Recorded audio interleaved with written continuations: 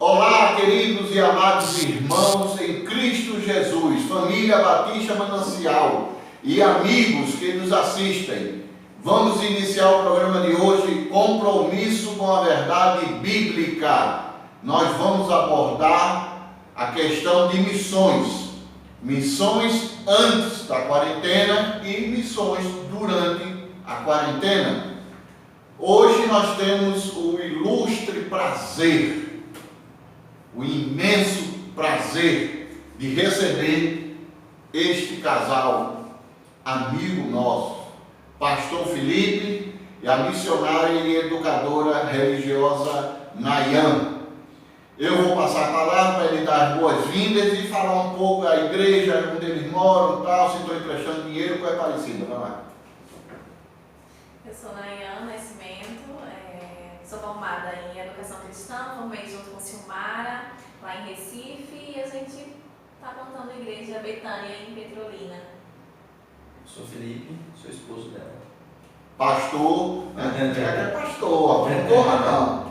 Beleza, então nós vamos dar início.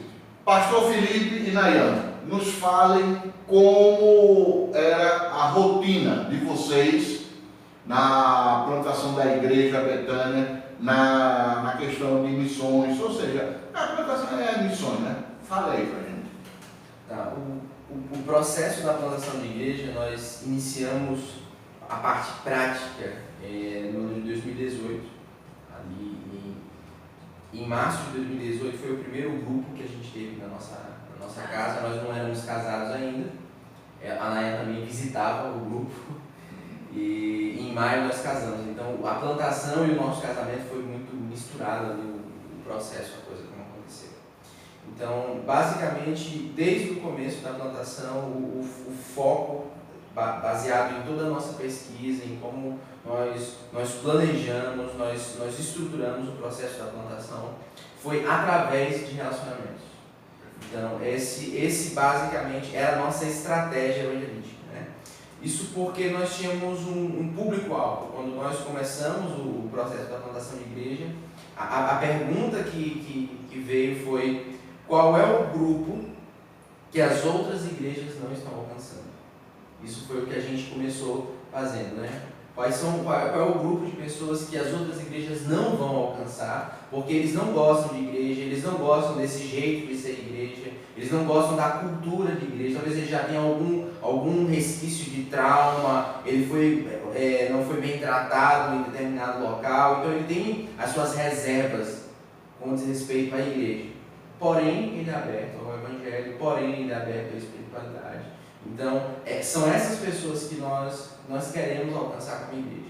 E a gente chegou à conclusão que esse grupo especificamente, com raríssimas exceções, seriam sensíveis a um impacto evangelístico, seriam sensíveis a uma manifestação religiosa pública, mas eles precisavam não somente ouvir o evangelho, mas perceber o evangelho na vida de pessoas no dia a dia. Eles precisariam disso.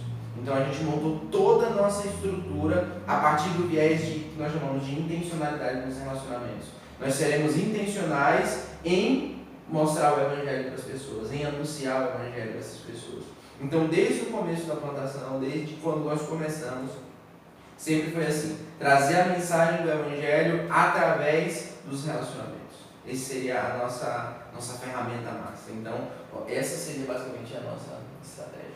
Nayan, quer acrescentar alguma coisa? Com relação às crianças, quando eu conheci o Felipe, ele não tinha tanta expectativa com crianças, né? Não era uma necessidade atual, mas depois que a gente começou a conversar, foi visto e ele entendeu, também estudamos como atingir essas crianças. No começo foi difícil porque o nosso relacionamento, que é de 1 a 1, que é o RD que vocês também chamam, era mais com gente da nossa idade que não tinha filha.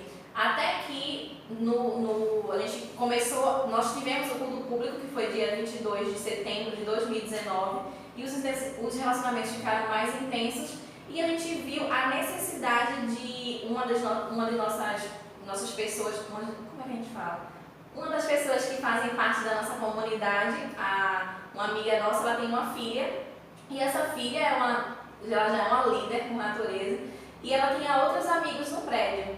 E aí a gente viu a necessidade de criar um pequeno grupo infantil também no prédio dela e juntando a outras duas crianças que a gente já tinha na igreja, enfim, ficou um pequeno grupo de criança. E aí a gente começou a alcançar essas crianças de prédio e também as nossas dentro dessa modalidade de grupinho que a gente chama. E também agora nós temos um encontrinho que funcionava no Petrolina Palácio Hotel, que é onde a gente funciona como igreja, né, como culto. Beleza, então vejam a importância de planejar, não é? O desejo, o interesse, a vontade, mas tem que ser planejado, né? E eles fizeram isso com o objetivo, né, de plantar a Igreja Betânia e com a ajuda de Nayan, aí casou, né, esse planejamento, né? Porque a igreja é adultos e criança também. Então foi um processo muito bom. E como ele falou, né, no início de tudo, já deu logo fruto, né? Que foi o casamento, que coisa linda, bacana, é muito bom. Parte 2. Pastor Felipe e Nayan, hoje, com a pandemia, o que é que mudou na rotina da igreja de vocês? Na minha opinião, a pandemia tem sim um lado negativo, a complexidade da doença, da vulnerabilidade das pessoas em relação ao vírus, mas também tem um lado, as perdas, mas tem o seu lado positivo. Historicamente, a crise nunca foi ruim para a igreja, né? As perseguições, os problemas de modo geral. Então, a igreja sempre conseguiu triunfar em meio à crise, desde sempre foi assim. Então, na pandemia não tem como ser diferente. Você vê milhares e milhares de igrejas pelo mundo todo agora não conseguem, não podem, não vão ser mais resistentes ao ambiente online. Perfeito. Então, isso é um ponto extremamente positivo, porque isso significa que pessoas de fora dos seus clubinhos religiosos vão ter acesso ao Evangelho, vão ter acesso a comunidades cristãs, vão ter acesso a cultos, aos encontros ali das comunidades. Então, na minha opinião, isso é muito positivo. Nós também vivemos esse processo. Nós, inicialmente, tínhamos as nossas reservas, porque a gente sabia do preço, que seria custoso investir num ambiente online, não é fácil, não é simples. Só que a emergência, né, tem um ditado no Maranhão que diz que o ladrão é feito pela ocasião. Isso. Né? Então a gente teve que fazer, a gente teve que começar a fazer. Então nós gastamos ali as primeiras 3 semanas totalmente focados por estarmos despreparados em investir no ambiente online, em estudar programas, estudar meios de fazer aquilo ser mais viável. Só que aí conseguimos estabilizar a questão online. Agora surgiu uma nova pergunta: como cuidar dessas pessoas? Como cuidar não somente dos voluntários, mas das pessoas da nossa comunidade, das pessoas que estão ali no nosso ciclo, as pessoas que assistem, porque não são só visualizações, são pessoas. Então, como é que cuida dessas pessoas? Então a gente remontou toda a nossa estrutura para que a intencionalidade nos relacionamentos aconteça também no ambiente online. Então, eu posso dizer que a missão só mudou a forma, mas a essência continua a mesma. E esse é o desafio de toda a igreja, manter a missão. Em relação às crianças e à educação no geral da igreja, eu acho que o que traz a gente de volta é a volta ao lar, né? E a gente trouxe de volta a responsabilidade dos pais, avós, tios, serem participantes da educação cristã da criança. Os pais estavam muito acostumados a serem servidos. Eu vou ali na EBD, eu vou ali no culto e meu filho vai pintar a Arca de Noé, mas ele nem sabe o que é. E a gente também não conversa em casa, e o professor da EBD ou de qualquer outra coisa não tem tempo para fazer o nosso trabalho. E aí a gente teve que voltar ao lar e agora aprender para poder ensinar aos nossos filhos. Na igreja a gente tem trabalhado com essa metodologia de incluir os pais. Toda semana a gente tem dica aos pais, né? Tem a história no domingo que é solta na live, uma história bíblica, e tem as dicas aos pais que ele vai fazendo toda semana com a criança. Na hora do almoço, lembrar de versículo tal. Na hora da janta, memorização, versículo tal. Dentro daquela história do domingo, a semana toda, a dica aos pais. Eu tenho um grupo de mães, um grupo de pais, e há essa participação, essa interação. Inclusive mães e pais que não são cristãos, mas que entendem a necessidade de explicar e de conviver com a criança nesse sentido bíblico. E, enfim, para mim isso foi fantástico, porque era uma coisa que a gente lutava muito para ter, era essa participação dos pais, diretamente. Não ficar só, vou ler, tia Nayana, não. É claro que a tia Nayana é importante, é claro que as mães devem procurar a educadora religiosa, os professores de ministério infantil, mas os pais, tendo o conhecimento, porque é preciso, né, conhecer para ensinar, precisa fazer isso. Isso não se limita só à questão da educação cristã, da educação de modo geral. Cara. Hoje a gente está terceirizando a educação dos filhos de modo geral para o Estado, para as escolas, para a igreja. Então, a gente nunca acreditou nisso. A gente sempre acreditou no protagonismo dos pais em relação à educação dos seus filhos. Eles são responsáveis pela educação do seu filho. Então, a quarentena meio que obrigou aos pais se tornarem pais. Pais que estão, inclusive, tendo que alfabetizar os seus filhos. Uma coisa que era comum pra gente, né? Para os puritanos, enfim, tantas outras coisas. A gente fazia isso em nossas casas, né? A gente alfabetizava nossas crianças tudo quanto. A gente esqueceu disso. E aí a gente está voltando tudo isso. E para mim, esse sentido é importante. Então vejam como é importante. Sabemos das dificuldades, dos momentos ruins que estão ocorrendo, mas de tudo se tira um aprendizado, né? Na economia, no mundo dos negócios, se diz que na crise é onde se ganha mais dinheiro, não é? O que o pastor Felipe falou é importante. As igrejas estão acordando para um momento especial, um momento em que a igreja está sendo desafiada a manter o foco de missões, que é pregar o Evangelho. Este é o único objetivo da igreja no mundo, levar a palavra de salvação para aqueles que não a têm. E com os meios hoje, que são a internet, rádio, televisão, a igreja ela se viu obrigada a trabalhar. E nós temos que aprender a usar essa ferramenta e a receber essa ferramenta, que é o caso dos irmãos que estão em casa. Um trabalho presencial é uma coisa, online é outro, mas surto efeito. Para encerrar, vou pedir ao pastor Felipe e a Nayana que nos dê alguma sugestão. Nayana em relação às crianças e o pastor Felipe em relação à igreja, na sua missão, que é missões. Em relação às crianças, eu torno a dizer que é importante que as mães, os pais, os professores entendam que esse é um momento da gente usar a tecnologia como uma bênção para a nossa casa. Não é um momento da tecnologia nos afastar. Tá cada um no seu celular, a criança está vendo o que quer, a mãe está vendo o que quer e o pai está vendo o que quer. Não é assim.